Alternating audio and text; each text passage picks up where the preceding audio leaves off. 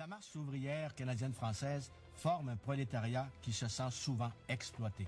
Ceux qui ont quitté leur campagne pour venir travailler en ville, espérant améliorer leur sort, vont souvent se retrouver dans la misère avec des salaires très faibles. Le Jean-Baptiste Gagné-Petit va donner le prototype du francophone. Le mouvement syndical existe à peine et les ouvriers sont sans défense face au patron.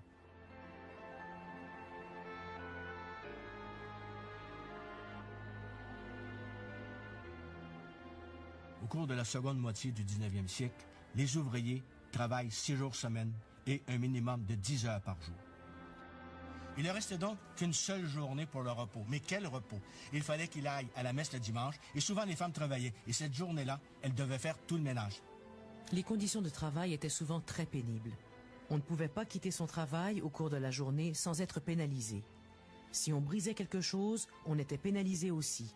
Et si un ouvrier quittait son emploi sans avoir averti son patron 15 jours à l'avance, il perdait automatiquement une partie de son salaire. Des enfants de moins de 12 ans qui travaillent surtout dans des usines de fabrication de cigares.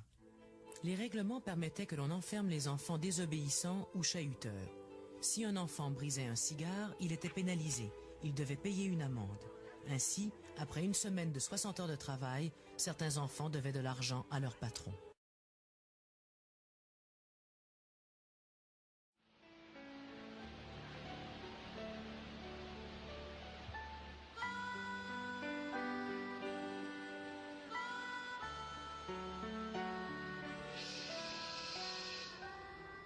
Ce qui a détourné cette émigration vers la Nouvelle-Angleterre, c'est l'effervescence, c'est le bouillonnement de l'industrialisation et de la création d'emplois dans un contexte urbain très bien rémunéré et dans des villes, encore une fois, qui étaient modernes, qui étaient marquées par le progrès et ainsi de suite.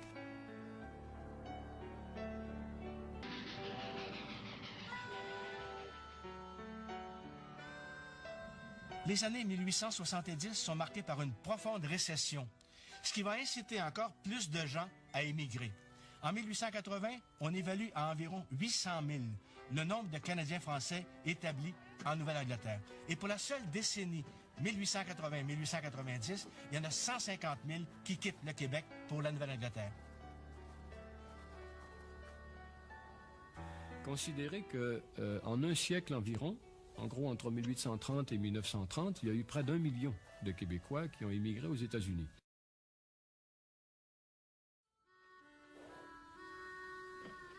Qu'il est douloureux de voir chaque année un grand nombre de jeunes Canadiens français passer aux États-Unis pour y faire, on peut le dire, le pénible métier d'esclave.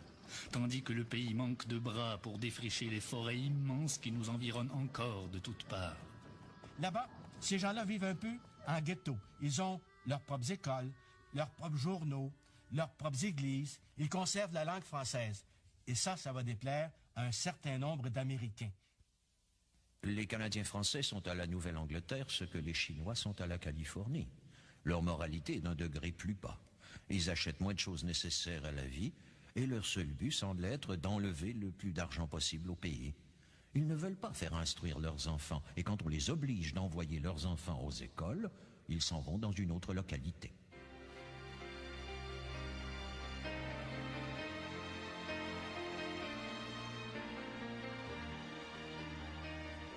Les Franco-Américains déploieront jusqu'au début du XXe siècle et plus tard encore de grands efforts pour maintenir leur culture et leurs liens avec le pays natal.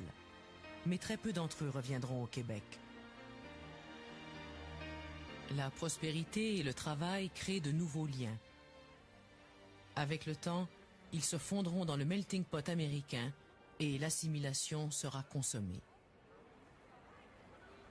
L'émigration aux États-Unis a suscité une très grande inquiétude parmi les élites québécoises. Et ça a été une des racines du nationalisme québécois qui a commencé à s'affirmer au lendemain de l'acte d'union, à partir des années 1840-1850. Ça a été un de ces carburants extrêmement importants. Cette hémorragie qui était pratiquée dans le corps de la nation et ainsi de suite.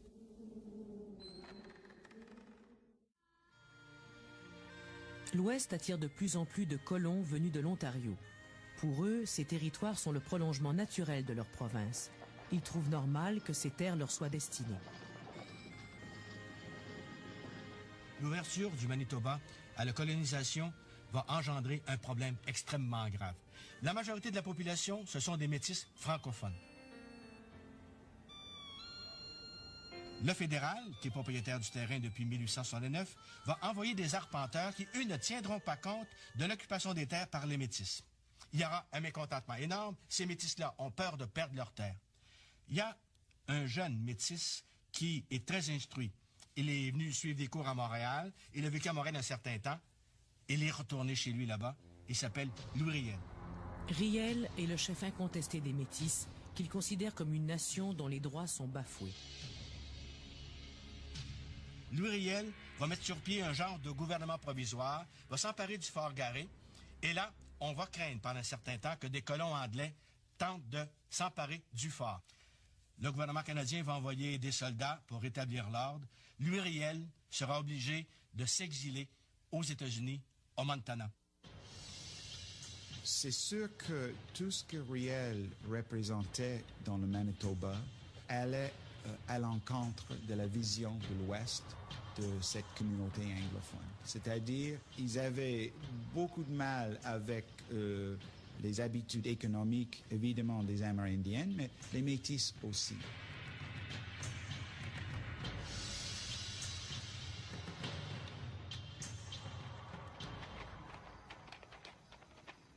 En 1876, soit 9 ans après l'entrée en vigueur de la Confédération, le gouvernement fédéral adopte une loi extrêmement importante concernant les Amérindiens. C'est la loi des Indiens. En vertu de cette loi-là, on va créer des réserves où on va parquer les Amérindiens pour les protéger des Blancs. Il est né là, le problème indien. Il n'y en avait pas avant. Avant, il y avait un fait indien, mais il y a eu un problème indien avec la naissance d'une loi qu'on appelle la loi sur les Indiens. Et on a voulu les régir, obtenir les terres de l'Ouest un peu plus. Et les Autochtones ont perdu tout leur sens juridique et ont dû se plier à cette loi presque esclavagiste, une loi anticonstitutionnelle, en tous les cas, qui va à l'encontre de ce que la Constitution dit, une loi qui faisait des Autochtones des gens, des prisonniers de leur propre réserve, et qui ne pouvaient même pas sortir, aller visiter leurs parents dans une autre réserve, sans obtenir une permission de l'agent des affaires indiennes, qui, lui, interprétait la loi comme il le voulait. Bien sûr, il était nommé par le gouvernement. Les Orangemen, c'était une période très, très raciste dans l'histoire d'Ontario.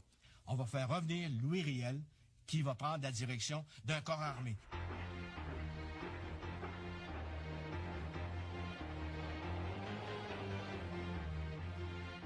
Cette fois-ci, le gouvernement MacDonald prend les grands moyens. Il envoie un corps expéditionnaire nombreux, avec des chefs expérimentés et un équipement dernier cri, canons, mitrailleuses. Après quelques succès de guérilla, Riel commet l'erreur d'engager une bataille rangée à Batoche, en Saskatchewan.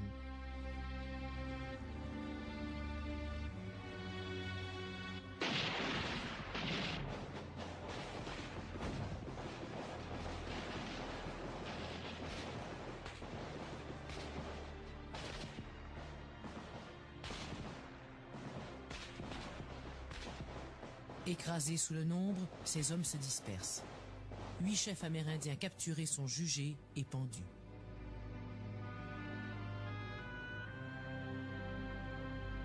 Riel sera arrêté. On va lui faire un procès. Tous les jurys sont dans la langue anglaise, ainsi que le juge. En conséquence, Riel sera condamné à être pendu.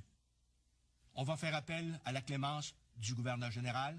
On va faire appel aux ministres canadiens-français qui sont autour de Johnny MacDonald, mais Johnny MacDonald n'acceptera pas.